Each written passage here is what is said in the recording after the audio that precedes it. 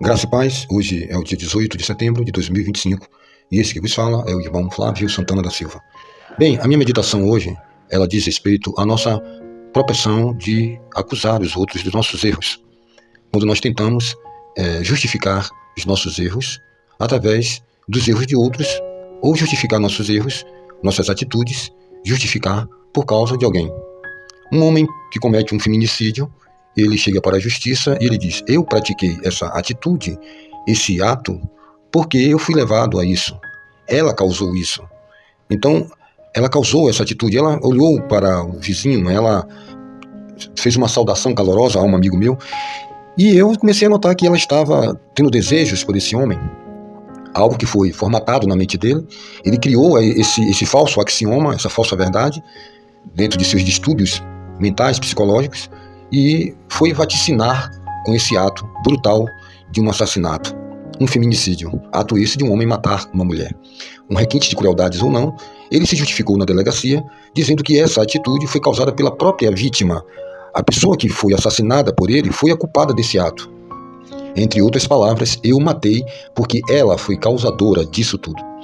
Eu estou tomando esse exemplo, que é algo muito costumeiro nos dias atuais, crime esse chamado de feminicídio, e que tem aumentado, e me parece que esse homem, ao justificar o seu comportamento, ao justificar a sua atitude, me parece que esse homem está justificado, a justiça vai dar a ele uma sentença de que ele não teve culpa, como se justificasse isso.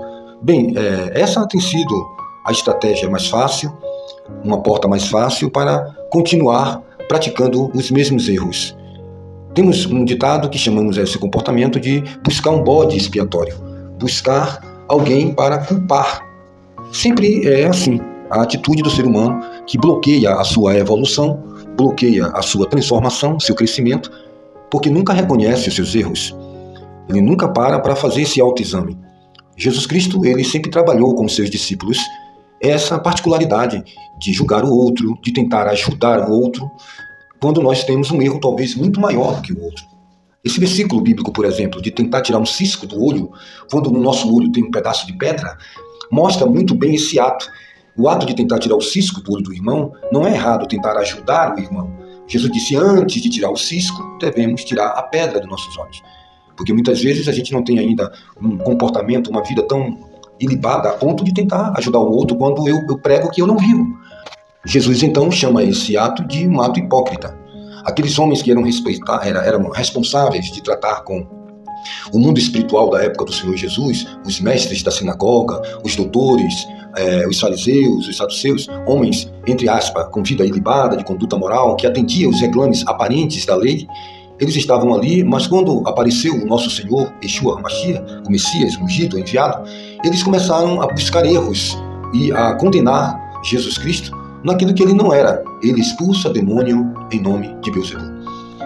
Esse comportamento de manada, esse comportamento de alcateia, esse comportamento de cadeia alimentar de um determinado grupo, esse comportamento de manipulação, ele não faz parte do nosso grupo, ele não veste a camisa do nosso time, ele não abraça os ideais da empresa, ele não é brasileiro, ele não é bárbaro, ele não é cita, ele não é branco, ele não é negro, ele não é cigano, ele não é índio.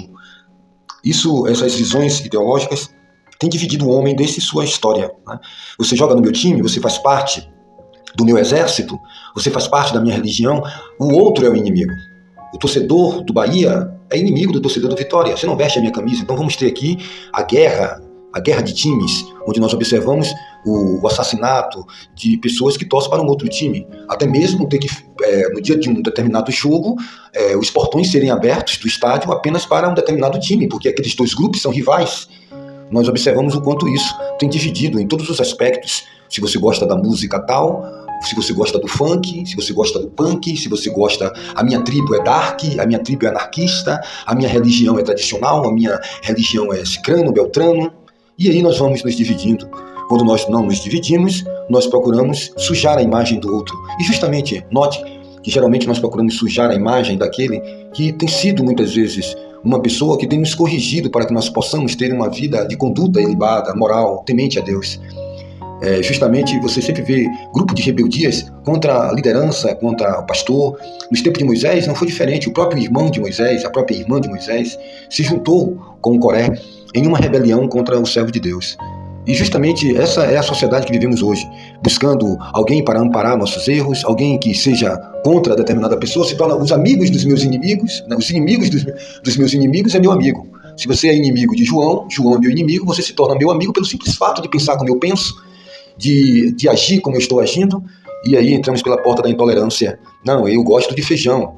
Fulano não gosta de feijão, por ele não gostar de feijão, eu não gosto dele. E você gosta de feijão? Eu gosto, então vem pra cá. E aí nós vamos arrolando nos livros grupos de pessoas que pensam como um caminhão de tomate japonês. Todo mundo certinho, todo mundo na mesma bitola. Isso realmente é mórbido, é mortal, é falta de personalidade. Não só respeitar as vontades do outro, desde quando essas vontades não ferem a palavra de Deus. E se ferem a palavra de Deus, eu não concordo, porém é uma escolha pessoal que em nada me prejudica. Prejudica apenas a pessoa que assumiu ou que quer praticar essas atitudes. E aí vamos praticando a intolerância, vamos praticando a culpabilidade, nós vamos impedindo o nosso crescimento espiritual, porque nós não conseguimos detectar os nossos erros. Então o Senhor Jesus trabalhou isso na mente e no coração dos seus discípulos. Limpa o interior do copo e o exterior estará limpo. Ele nos convida para um mergulho para dentro de nós. Por isso que não existe o ato de apontar, fulano está errado, fulano está certo, fulano você fez isso. Não, as coisas começam a mudar a partir de minhas atitudes, do meu comportamento. Se eu estou fazendo algo bom, por que logo após eu vou praticar algo mal?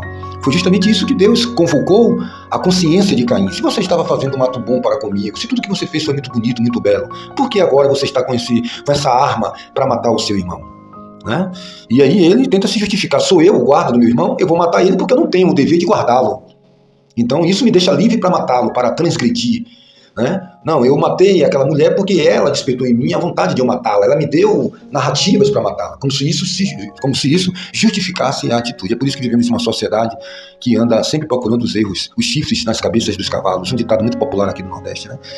Procurar alguém que justifique nossas atitudes, quando nós não temos a capacidade de assumir por orgulho, por egoísmo, por falta, né, de matar o próprio eu. Então Jesus Cristo ele está sempre apontando isso, né? Limpa o interior do copo, né? Limpe a sua vida, o exterior estará limpo, mas a gente quer limpar o exterior, a aparência, né, para ganharmos diante de Samuel, diante da aparência, quando Deus ele sonda e esquadrinha o interior de nossa alma. Tenha cuidado com essa propensão, com essas atitudes humanas do eu, do ego, de não querer morrer.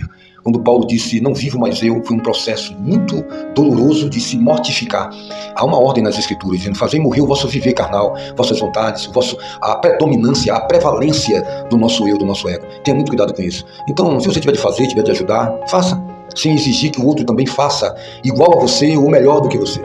Deixe o outro livre, porque é na liberdade que as pessoas fazem as coisas por livre, espontânea vontade. E nada melhor que alguém nos ame porque quer nos amar, que alguém nos ajude porque quer nos ajudar. Não porque Deus mandou, não porque há uma ordem da justiça, porque você foi imposto a isso, né? Há um legalismo onde eu faço como aquele filho mais velho, né? Fiz tudo que o Senhor mandou, né? Mas não tinha amor, não tinha liberdade. E onde há o Espírito de Deus, aí há a liberdade. Espere o tempo do outro dar o fruto. Tenha calma. Jesus disse, eu tenho muitas coisas para vos ensinar, mas ainda não é o tempo, você não suporta, vai chegar a hora que eu vou dizer, né? Você não tem dente ainda, então tem que comer papinha, mas vai chegar um momento que eu vou lhe dar uma carne com osso, um mocotó. Então tem tempo para tudo, debaixo do sol. Que Deus nos ajude e nos liberte dessa tendência de procurar tapar os buracos da nossa vida com os erros dos outros, com a vida alheia. Isso é um problema que vai bloquear todo o crescimento espiritual da sua vida. Que Deus tenha misericórdia de nossas vidas e nos abençoe.